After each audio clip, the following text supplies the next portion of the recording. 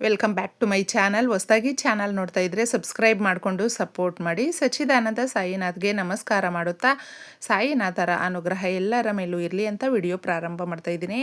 ಮುಕ್ಕೋಟಿ ಏಕಾದಶಿಯ ದಿನ ಮುಕ್ಕೋಟಿ ದೇವತೆಗಳು ಕೂಡ ಭಗವಂತನನ್ನು ನೋಡೋದಕ್ಕೆ ಬರ್ತಾರೆ. ಅಂದರೆ ಭಗವಂತ ಅಲಂಕಾರವನ್ನು ಎಷ್ಟು ಚೆನ್ನಾಗಿ ಕಣ್ಣು ತುಂಬಿಸ್ಕೊಳ್ಳೋದಕ್ಕೆ ನಮ್ಮೆಲ್ರಿಗೂ ಕೂಡ ಎರಡು ಕಣ್ಣು ಸಾಕಾಗೋದಿಲ್ಲ, ಅಷ್ಟು ಚೆನ್ನಾಗಿರುತ್ತೆ. ಭಗವಂತನು ಕಲಿಯುಗದ ದೈವ.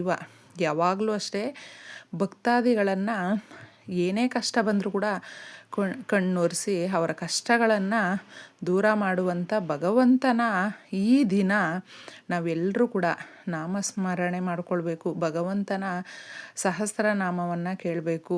ನಿಮಗೆ ತೋಚಿದಂಥ ಒಂದು ವಿಧಾನಗಳಲ್ಲೇ ದಾನ ಧರ್ಮವನ್ನು ಮಾಡಿಕೊಳ್ಬೇಕು. ಎಷ್ಟೋ ಜನಕ್ಕೆ ಈ ದಿನಗಳಲ್ಲಿ ಬರೀ ನಾವು ಪೂಜೆ ಮಾಡಿಕೊಳ್ಬೇಕು, ದೇವಸ್ಥಾನಕ್ಕೆ ಹೋಗಿ ಬರಬೇಕು ಇಷ್ಟೇ ಅನ್ನುವಂಥ ಒಂದು ರೀತಿಯಲ್ಲಿ ಇರ್ತಾರೆ. ಉಪವಾಸ ಮಾಡಿಕೊಳ್ಳೇಬೇಕು, ಮಾಡಿಕೊಂಡಾಗ ತುಂಬ ಒಳ್ಳೆಯದಾಗುತ್ತೆ ಅನ್ನುವಂಥದ್ದು.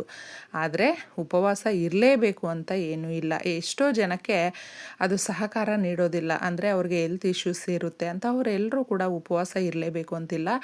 ಭಗವಂತನಿಗೆ ಹತ್ತಿರ ಆಗುವಂಥದ್ದು ಎಷ್ಟೋ ವಿಧಾನಗಳಿದೆ ಸ್ನೇಹಿತರೆ.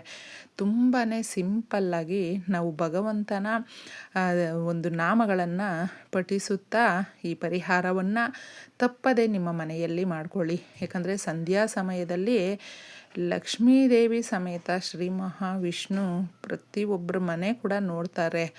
ಈ ದಿನ ವೈಕುಂಠ ದ್ವಾರಗಳೇ ತೆಗೆದಿರುವಂಥ ಒಂದು ಶಕ್ತಿದಾಯಕವಾದ ದಿನ. ನಾವೆಲ್ಲರೂ ಕೂಡ ಭಗವಂತನ ಈ ಒಂದು ನಾಮಗಳನ್ನು ಹೇಳ್ಕೊಳ್ತಾ ಸಣ್ಣದಾಗಿ ಈ ಪರಿಹಾರವನ್ನು ಮಾಡಿಕೊಂಡಾಗ ಶ್ರೀ ಮಹಾಲಕ್ಷ್ಮಿ ಸಮೇತ ಭಗವಂತನು ಸ್ಥಿರ ನಿವಾಸಿಸ್ತಾರೆ. ನಮ್ಮ ಒಂದು ಅಡುಗೆ ಮನೆಯಲ್ಲಿ ಎಲ್ಲರೂ ಕೂಡ ಈ ಸಣ್ಣ ಪರಿಹಾರವನ್ನು ಮಾಡಿಕೊಂಡಾಗ ಎಷ್ಟೋ ಜನಕ್ಕೆ ಸಾಕಷ್ಟು ಸಮಸ್ಯೆಗಳು ಅನ್ನೋದು ಇರುತ್ತೆ. ಕೆಲವೊಬ್ಬರು ಹೇಳ್ಕೊಳ್ತಾರೆ, ಕೆಲವೊಬ್ಬರು ಹೇಳ್ಕೊಳ್ಳೋದಿಲ್ಲ. ಆದರೆ ಆ ಸಮಸ್ಯೆಗಳಿಂದ ನಾವು ಹೊರಗಡೆ ಬರಬೇಕು ಅಂದರೆ ಮನುಷ್ಯನಿಗೆ ಮುಖ್ಯವಾಗಿ ಕಾಡ್ತಾ ಇರುವಂಥದ್ದು ನರದೃಷ್ಟಿ.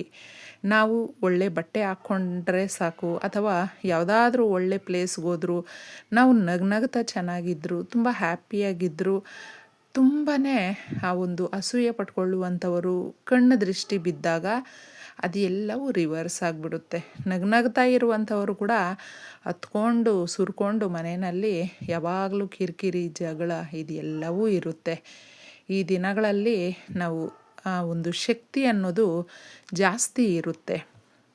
ನಂಬಿಕೆಯಿಂದ ಮಾಡುವಂಥ ಕೆಲಸ ಯಾವುದೇ ಇರಬಹುದು, ತಪ್ಪದೆ ಅದಕ್ಕೆ ಪ್ರತಿಫಲ ಅನ್ನೋದು ಇದ್ದೇ ಇರುತ್ತೆ ಸ್ನೇಹಿತರೆ.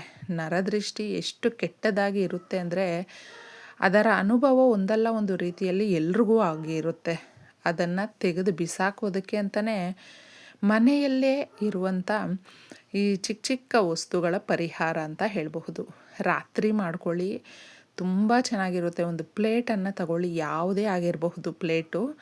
ಒಣಮೆಣಸಿನ್ಕಾಯಿ ನಿಮಗೆ ತೋಚಿದಷ್ಟು 1 ಅಥವಾ 3, 5 ಈ ಥರ ಹಾಕಿ, ಅದ್ರ ಮೇಲೆ ಸ್ವಲ್ಪ ಸಾಸಿವೆಯನ್ನು ಹಾಕಿ. ನಮಗೆ ನರದೃಷ್ಟಿ ಇರುವಂಥದ್ದು, ಅದು ಶತ್ರುಗಳು ಇದ್ದರೆ ಅದನ್ನೆಲ್ಲ ಧ್ವಂಸ ಮಾಡುವಂಥದ್ದು ಕೆಲಸ ಮಾಡುತ್ತೆ. ಒಣಮೆಣಸು, ಸಾಸಿವೆ, ಸ್ವಲ್ಪ ನೀವು ಇದರಲ್ಲಿ ಸಕ್ಕರೆಯನ್ನು ಹಾಕಬೇಕು, ಶುಗರು, ಒಂದು ಕೆಂಪು ಹೂವನ್ನು ಇಡಿ, 5 ರೂಪಾಯಿ ಕಾಯಿನನ್ನು ಇಡಿ, ಹಾಗೂ ಅರಿಶಿಣವನ್ನು ಸ್ವಲ್ಪ ಇಡಿ. ನೋಡಿ, ಇದರಲ್ಲಿ ತಿಳಿಸಿರುವಂಥ ವಸ್ತುಗಳು ನಮ್ಮ ಮನೆಯಲ್ಲಿ ಕಿರಿಕಿರಿ ಜಗಳ ಮನಸ್ತಾಪಗಳು ನೆಮ್ಮದಿ ಅನ್ನುವಂಥದ್ದಿಲ್ಲ, ನೆಮ್ಮದಿನೇ ಕಿತ್ಕೊಂಡಿದೆ ಅನ್ನುವಂಥವರು ತಪ್ಪದೆ ಈ ಸಣ್ಣ ಪರಿಹಾರವನ್ನು ಮಾಡಿಕೊಳ್ಳಿ ಸ್ನೇಹಿತರೆ. ಭಗವಂತನ ಆಶೀರ್ವಾದ ತಪ್ಪದೇ ಸಿಗುತ್ತೆ. ದುಡ್ಡು ಕಾಸಿಗಾಗಿ ಸಾಕಷ್ಟು ನಾವೆಲ್ಲರೂ ಕೂಡ ಒದ್ದಾಡ್ತಾ ಇರ್ತೀವಿ. ಒಂದಲ್ಲ ಒಂದು ರೀತಿಯಲ್ಲಿ ಸಂಪಾದನೆ ಕಡಿಮೆ ಇದೆ, ಆದಾಯ ತುಂಬ ಕಡಿಮೆ ಇದೆ, ಬರುವಂಥದ್ದು ಯಾವುದೂ ಇಲ್ಲ, ಎಲ್ಲ ದಾರಿಗಳು ಮುಚ್ಚೋಗಿದೆ, ಯಾರೂ ಸಹಾಯನೂ ಕೊಡ್ತಾ ಇಲ್ಲ. ಈ ಥರ ನಮ್ಮ ಒಂದು ಮನಸ್ಸಲ್ಲಿ ದುಗುಡ ಜಾಸ್ತಿ ಇದ್ದಾಗ ಈ ಪರಿಹಾರ ಕೈ ಹಿಡಿಯುತ್ತೆ. ರಾತ್ರಿ ಮಾಡಿಕೊಳ್ಳಿ. ಇನ್ನೇನು ರಾತ್ರಿ ನೀವು ಮಲಗುವ ಸಮಯಕ್ಕೆ ಈ ಪರಿಹಾರ ಮಾಡಿಕೊಳ್ಬೇಕು. ಇದರಲ್ಲಿ ತಿಳಿಸಿರುವಂಥ ವಸ್ತುಗಳನ್ನೆಲ್ಲವೂ ಕೂಡ ಒಂದೊಂದೇ ಹಾಕಿ, ನೀವು ದಾಸವಾಳದ ಹೂವನ್ನಾದರೂ ಇಡಬಹುದು, ಗುಲಾಬಿ ಹೂವಾದರೂ ಇಡಬಹುದು, ಅಥವಾ ಇದು ಎರಡೂ ಇಲ್ಲ ಅಂತ ಹೇಳಿದ್ರೆ ನಿಮ್ಮ ಮನೆಯಲ್ಲಿ ಯಾವುದು ಹೂವು ಇರುತ್ತೋ ಅದನ್ನೇ ಇಡಬಹುದು, ತೊಂದರೆ ಇಲ್ಲ. ಇಷ್ಟು ವಸ್ತುಗಳನ್ನು ನೀವು ಆ ಪ್ಲೇಟಲ್ಲಿ ಇಟ್ಟು ತದನಂತರ ಸ್ಟವ್ ಕೆಳಗಡೆ ಆ ಒಂದು ಸ್ಪೇಸ್ ಏನಾದರೂ ಇದ್ದರೆ ಕ್ಲೀನಾಗಿ ಒರೆಸ್ಕೊಂಡಿದ್ದೆ ಈ ಜಾಗದಲ್ಲಿ ಇಡಿ. ಮನೆಯಲ್ಲಿ ಅಡುಗೆ ಮಾಡಿ ತಿಂದು ಅಡುಗೆ ಮನೆಯಲ್ಲಿರುವಂಥ ಪಾತ್ರೆಗಳನ್ನು ಶುದ್ಧ ಮಾಡಿಕೊಂಡು ಕ್ಲೀನ್ ಮಾಡಿ ನಾವು ತದನಂತರ ಈ ಪರಿಹಾರವನ್ನು ಮಾಡಿಕೊಳ್ಬೇಕು ಸ್ನೇಹಿತರೆ. ಈ ರೀತಿ ಇದು ಎಲ್ಲವೂ ಕೂಡ ನಮ್ಮ ಜವಾಬ್ದಾರಿ, ನಮ್ಮ ಕೆಲಸ ಅಂತ ನಾವು ಮಾಡಿದಾಗ ನಮ್ಗೆ ಅದು ಯಾವುದು ಕಷ್ಟ ಅನಿಸೋದಿಲ್ಲ. ಇದನ್ನು ಮಾಡಿಕೊಳ್ಳುವಾಗ ಮನೆಯಲ್ಲಿರುವಂಥ ಇನ್ನು ಮಿಕ್ಕಿದ ಸದಸ್ಯರು ಕೂಡ ನೋಡಬಾರ್ದು. ನೋಡಿದ್ರೂ ಕೂಡ ಅವ್ರಿಗೆ ಈ ರೀತಿ ಪರಿಹಾರ ಮಾಡ್ಕೊಳ್ತಾ ಇದ್ದೀವಿ ಅಂತ ಎಲ್ಲ ಕೂಡ ಹೇಳೋದಕ್ಕೆ ಹೋಗಬೇಡಿ. ಸುಮ್ಮನೆ ನಿಮ್ಮ ಪಾಡಿಗೆ ನೀವು ಹೇಳಿಕೊಂಡು ಅದನ್ನು ಮಾಡಿಕೊಳ್ಳೋದ್ರಿಂದ ರಿಸಲ್ಟು ಬರೋದಿಲ್ಲ. ಅದಕ್ಕೋಸ್ಕರ ಸ್ವಲ್ಪ ರಹಸ್ಯವಾಗಿ ಮಾಡ್ಕೊಳ್ಳಿ, ನಂಬಿಕೆ ಇಟ್ಟು ಮಾಡ್ಕೊಳ್ಳಿ. ಇದನ್ನು ಇಡಬೇಕು ಅಡುಗೆ ಮನೆಯಲ್ಲಿ. ಮತ್ತು ಸ್ವಿಚ್ ಆಫ್ ಮಾಡ್ಕೊಂಡು ಬಂದು ನಮ್ಮ ಒಂದು ನಿದ್ದೆಯನ್ನು ನಾವು ಮಾಡ್ಕೊಂಡಾದಮೇಲೆ ಮಾರನೆಯ ದಿನ ನಮಗೆ 10 ಗಂಟೆ ಮೇಲೆ ಇದನ್ನು ತೆಗೆದುಬಿಡಿ. ಯಾವುದಾದ್ರೂ ಹಸಿರು ಗಿಡಗಳು, ಮರಗಳು ಅಥವಾ ಹರಿಯುವ ನೀರು ಈ ಜಾಗಗಳಲ್ಲಿ ಇದನ್ನು ಹಾಕಬೇಕು. ಇನ್ನು ಅದರಲ್ಲಿರುವಂಥ 5 ರೂಪಾಯಿ ಏನು ಮಾಡಬೇಕು ಅಂದರೆ ಅದಕ್ಕೆ ಇನ್ನಷ್ಟು ಸೇರಿಸ್ಕೊಡ್ತೀರೋ ಅಥವಾ 5 ರೂಪಾಯೇ ಕೊಡ್ತೀರೋ ಯಾರಿಗಾದರೂ ದಾನ ಮಾಡಿ ಸ್ನೇಹಿತರೆ. ಈ ರೀತಿ ನೀವು ದಾನ ಮಾಡೋದ್ರಿಂದ ನಿಮ್ಮ ಮನೆಯಲ್ಲಿರುವ ಸಮಸ್ಯೆಗಳು ಹೊರಟೋಗಿ 5 ರೂಪಾಯಿ ಕೊಟ್ಟ ಜಾಗದಲ್ಲಿ 100 ರೂಪಾಯಿ ಅನ್ನುವಂಥ ಲಾಭ ನಿಮಗೆ ಬರುತ್ತೆ, ಅದೃಷ್ಟದ ರೂಪದಲ್ಲಿ ಬರುತ್ತೆ. ಸಮಸ್ಯೆಗಳು ಬೇಗ ಹೊರಟೋಗುತ್ತೆ.